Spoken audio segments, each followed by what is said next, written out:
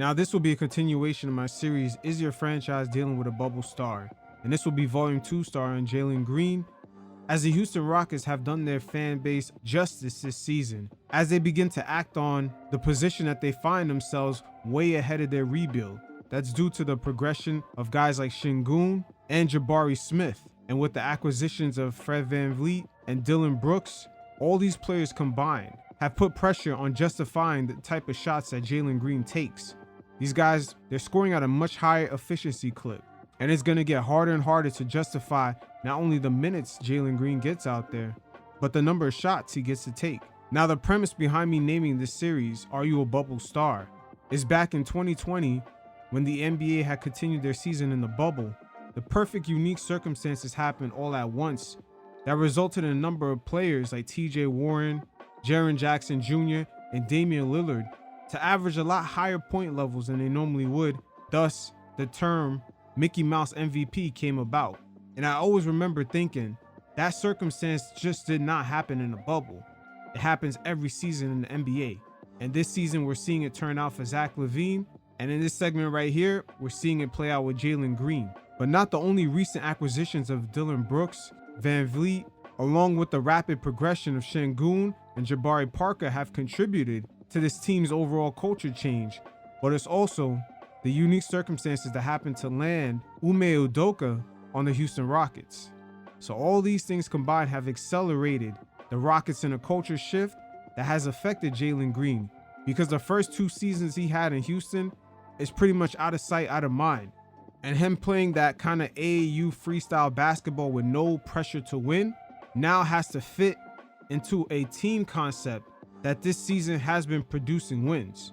And I don't blame Jaylen Green.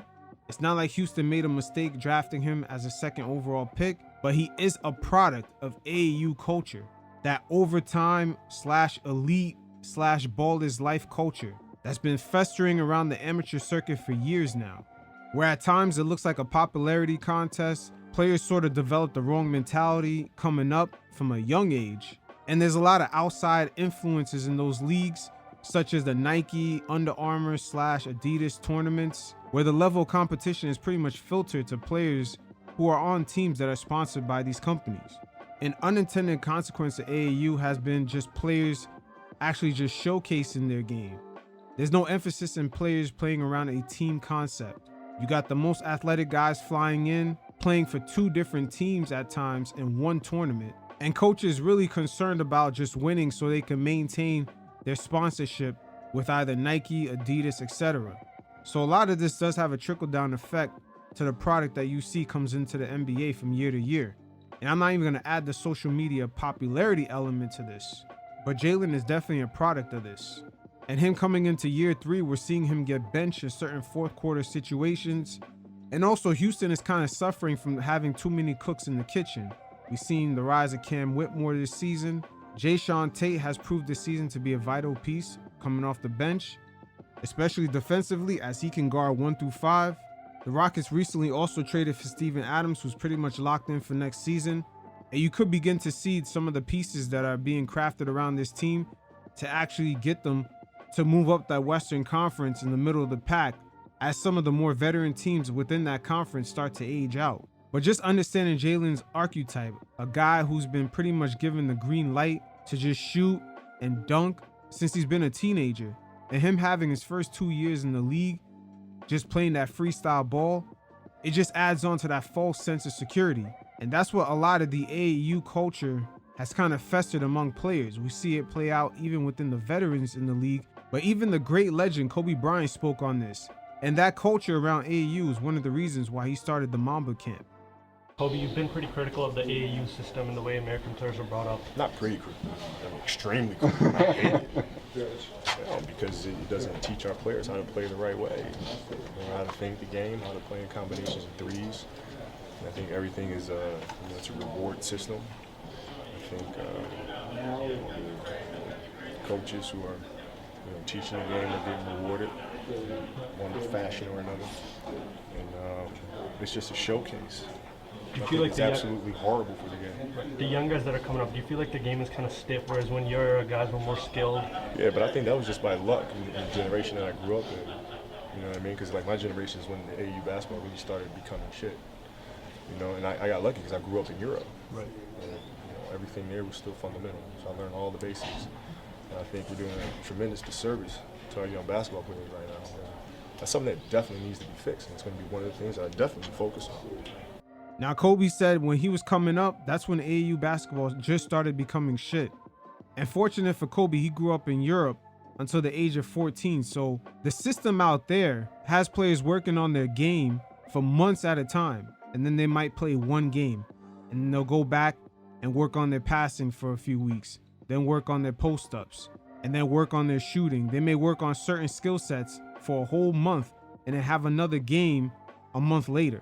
But guys like LeBron James was when that AAU culture started to get heightened due to his high profile out of high school.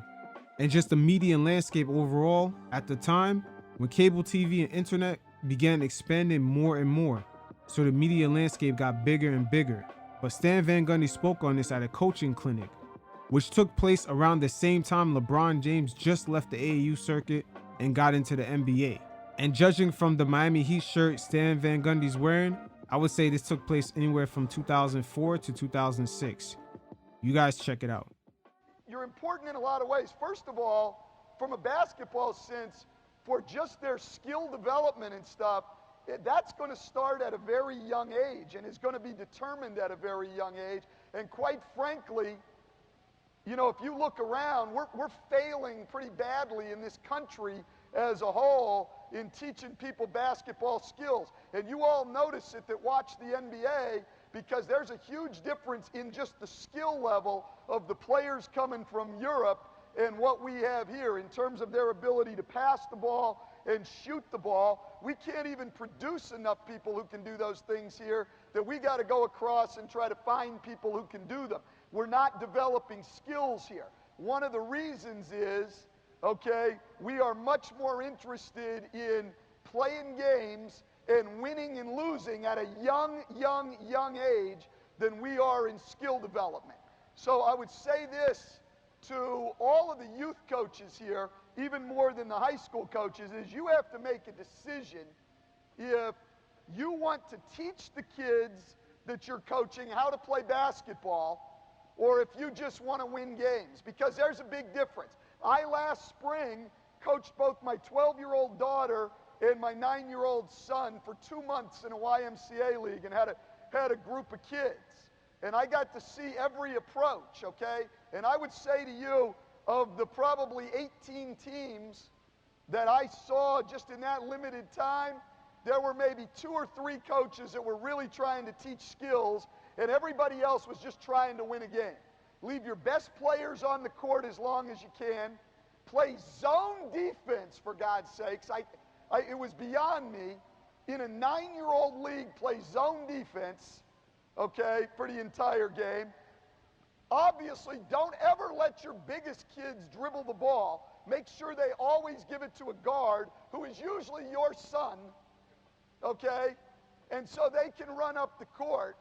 And then you wonder why at the high school level we got so many kids who can't play, and we never have a 6'5", 6'6", 6'8" kid who can dribble, pass, and shoot, because at the young age, you tell him to go stand under the basket and get the rebound and give it to somebody else. So the first thing I would say to you, you have a decision to make. Do you want to help build basketball players, or do you want to just tell everybody you won your youth league? Now that was Stan complaining. As we all know, Stan loves to bark. But that was him complaining in an era before social media. Before Twitter blew up, Instagram, Facebook, TikTok, it was bad back then. And just going to his point with the coaches playing zone defense, that shows you how lazy they are, because most kids at that time, they're not strong enough to go through 2 defenders. So it shows you the laziness in the coaches. But again, I'm just putting into proper perspective on the way Jaylen Green came up and a lot of the false reassurances he got coming up as a preteen to teenager to him getting all the way up into the league, which by the time the NBA grabbed him up and had him play for the G League Ignite, it was already too late. It's hard to break all those habits that he had from a youth. He would have been better off had they grabbed him and gave him a more balanced approach from a young age up. But with all these trade rumors surrounding Jaylen Green, the Houston Rockets fan base should be proud of their franchise, because a lot of other NBA teams, sometimes they cannot get past the fact that a guy's putting up decent numbers as far as scoring, but it's not at an efficient clip. And they just stay stuck on how they can market him to sell tickets to fans. Meanwhile, he's hurting the team. So kudos to the Houston Rockets for implementing a new culture. And it actually involves around winning. And there's really nothing wrong with Jaylen Green, as he's a young player still developing. But this is a very rare occurrence where you see a franchise that goes from playing freestyle ball and rebuilding, and now just like that, they're all of a sudden in a better position to actually compete, while at the same time the conference that they play in has veteran teams that are aging out. So it is what it is. The Rockets are in a very good position. They got a lot of chefs in the kitchen though. They're probably gonna have to bundle a few guys, do almost like a 2-for-1, and perhaps give guys like Whitmore more space to operate in. Maybe get a two-way guard who can defend and shoot. And with the coach they have, they should have success going forward. But the Rockets fan base should be proud, because the other side of this coin could be them ending up like the Chicago Bulls. That's all I have for today. Until next time, you fellas stay safe. Peace.